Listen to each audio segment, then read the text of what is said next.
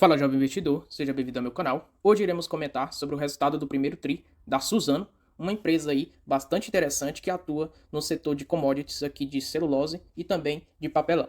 Então, antes de comentar sobre isso, gostaria de convidar você a se inscrever no meu canal. O canal irá comentar sobre resultados trimestrais das principais empresas listadas na bolsa, assim como trazer notícias em relação ao mercado financeiro e também acompanhar o crescimento da carteira do canal. Tem também o grupo do WhatsApp, onde você vai receber notícias do mercado financeiro em primeira mão e o link vai estar na descrição deste vídeo. Além disso, tem o site do canal, onde você tem acesso a diversos conteúdos, como por exemplo, conteúdos de indicadores fundamentalistas, calculadora de juros compostos para você realizar suas projeções financeiras, baixar a planilha do canal, onde você tem acesso ali ao preço teto já calculado e ao valor intrínseco das ações que ficam no meu radar e indicações sobre livros. Então, sem enrolação, vamos para o vídeo. Então, o primeiro ponto a ser destacado é que esse vídeo aqui não se trata de uma recomendação de compra ou de venda.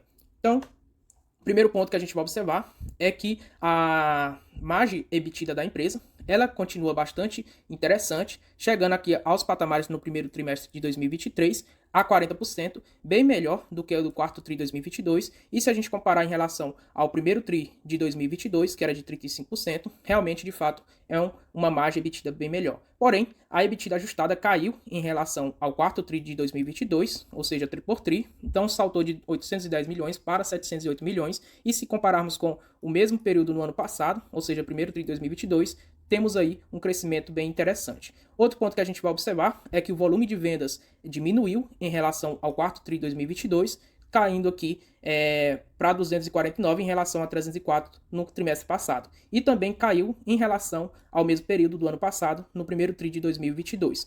Mesmo tendo o preço médio líquido aqui nas alturas, tanto em relação ao primeiro trimestre de 2022 e ao quarto TRI de 2022. Então, de fato, aí, resultados negativos em relação ao o quarto TRI de 2022.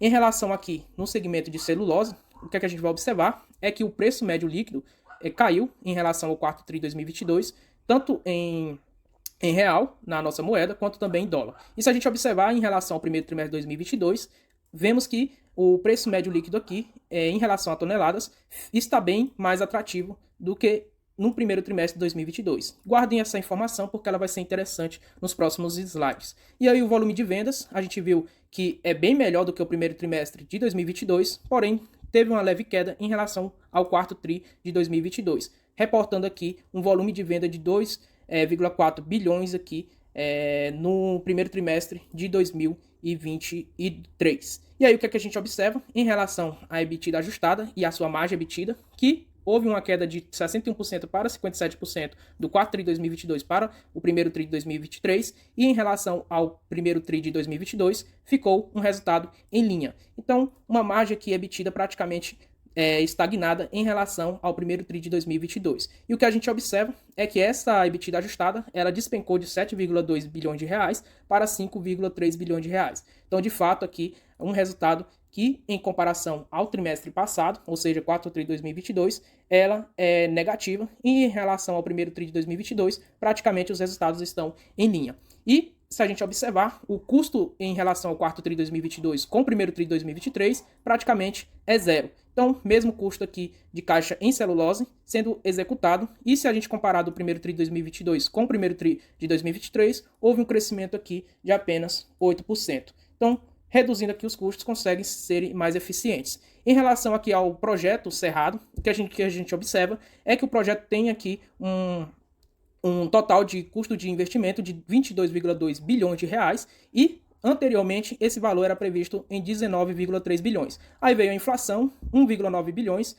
tem aqui o deságio aqui do câmbio de 0,3 milhões na escala de bilhões, então uns 300 milhões, e o subtotal aqui então de 20,9 bilhões. E aí veio a decisão do Market Bauer, que veio aqui então saltando para 22,2 bilhões de reais. Esse é o valor total até o momento atual de investimento esperado para ser aplicado no projeto Cerrado. E esse valor na linha do cronograma será para esperado uma aplicação no ano de 2023 de 8,9 bilhões de reais, sendo que já foi executado no primeiro trimestre 1,7 bilhões, e é esperado então um alto investimento ainda para este ano de 7,2 bilhões de reais. E se a gente observar, já encerra aqui em 2024 esses investimentos, sendo previsto aí 5,1 bilhões de reais para o ano 2024. Então, provavelmente os balanços aqui caindo, além disso, um compromisso de investimento de 8,9 bilhões em 2023, consequentemente a gente vai ver os balanços um pouco impactados no ano 2023, porém, no médio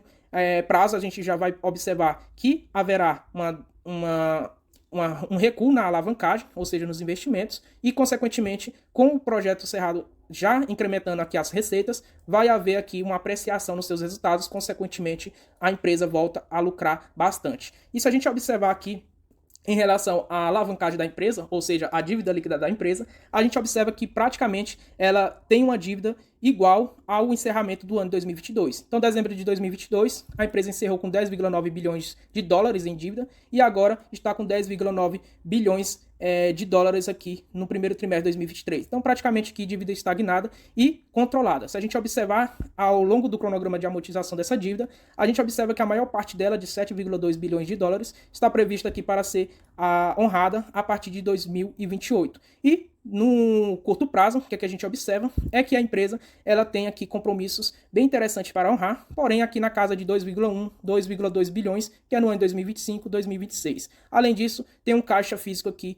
de 3,4 bilhões de reais, totalizando aqui um caixa, então, de 6,1 bilhões e consegue honrar tranquilamente a sua dívida. Isso faz com que a alavancagem fique bastante controlada, chegando aqui aos patamares de 1,9 vezes, tanto na nossa moeda em real, quanto 1,9 vezes também em dólar. Então, de fato, a empresa não está alavancada, está tranquilo em relação às suas dívidas, em relação a investimentos também, e tem ali um prazo de investimento até 2024, o encerramento do projeto. Cerrado. E aqui, resumindo então os seus balanços, o que a gente vai observar é que a receita do primeiro trimestre de 2023 foi de 1,2 bilhão de reais.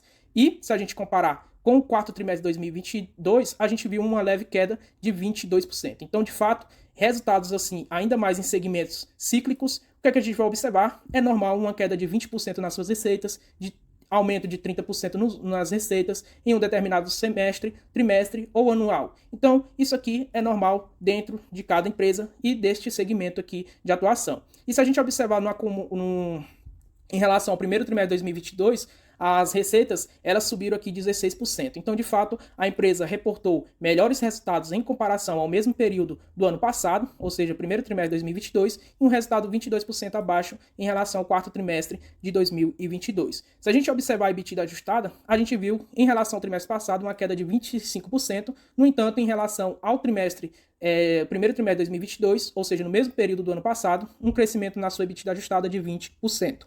Outro ponto, então, que a gente vai observar é os lucros, e isso mostra, se você observar lá o ano passado, as cotações aqui da Suzano despencaram por conta dos resultados também que despencaram. Se a gente observar, o lucro do primeiro trimestre de 2023 foi de 5,2 bilhões de reais, enquanto no primeiro trimestre de 2022 foi de 10,3 bilhões de reais, quase aqui 50% despencou os lucros. E se você observar, a receita era bem menor em relação aqui ao ano de 2023, que foi de 11 bi. Então, de fato, a empresa aqui teve um resultado muito forte e, consequentemente, não recorrente, e com certeza que os lucros eram previsíveis que iriam despencar. Porém, não era esperado tanto assim que despencasse em relação ao trimestre passado, que reportou aqui 7,4 bilhões de reais de lucro líquido, e em relação aqui ao lucro líquido reportado no primeiro trimestre de 2023, foi de 5,2 bi. Então, se a gente observar, em apenas um trimestre, tanto caiu a receita líquida quanto também o lucro. Outro ponto interessante é que a dívida comentada anteriormente fica bastante controlada, e se a gente observar em relação ao ano por ano, a gente vê aqui uma apreciação aqui negativa, ou seja, depreciação, e a gente vê o quanto a dívida líquida sobre a EBITDA ajustada está controlada, ou seja, a empresa consegue honrar todas as suas dívidas neste momento, se ela assim quiser. E aqui os dados operacionais em relação ao volume de vendas, a gente observa que o volume de vendas em celulose ela é bem gigante, porém bem menor do que foi reportado no trimestre passado, 11% a menos, mas em comparação ao primeiro TRI de 2022, 3% a mais. Então, de fato, aqui a gente observa vendas melhores do que houve no primeiro trimestre de 2022. Em relação aos papéis, a gente já não observa isso, então observamos aqui uma queda de 10%. E nesse princípio, o que a gente observa é que a empresa ela justifica essas fortes quedas em relação ao trimestre passado, justamente aqui pela perda no câmbio, ou seja, valorização aqui do real frente ao dólar, e como ela é uma empresa que é bastante dolarizada, aí teve então esses prejuízos aí nos seus resultados líquidos. E basicamente isso aqui é uma justificativa que vem sendo falada por diversas empresas, porém se a gente observar, o dólar salta aqui de R$ 5,2, então atualmente para R$ 4,95. Então, R$ 4,95, R$ 5,20. E essa aqui basicamente vem sendo o cenário aqui de câmbio, de oscilação no nosso país com os Estados Unidos, frente ao dólar. Então, aqui é uma justificativa que eu acho que todas as empresas vão procurar dar quando estão ali expostas ao segmento de commodities. E o que a gente vai observar nesse gráfico, lucro versus cotações, é que a empresa teve aqui uma queda nos seus lucros e, consequentemente, as cotações despencaram. E é esperado que a empresa continue reportando queda nos seus lucros por conta desses altos custos e também desse cenário onde o dólar ele vem depreciando em relação ao real, e aí fazendo com que as cotações então possam despencar um pouco mais. Porém, o que a gente deve observar é se esse cenário ele de fato é uma oportunidade ou não para nós investidores. E entrar aqui como uma empresa de oportunidade. O que a gente vai observar é que neste momento existe uma margem de segurança de 29% em relação ao seu valor intrínseco e às cotações atuais. Então o valor intrínseco aqui já calculado frente à quantidade do preço intrínseco de R$ 54,01 em relação às cotações atuais de 29% então de margem de segurança. Então é como se você estivesse adquirindo aqui um desconto de 29% na sua margem de segurança.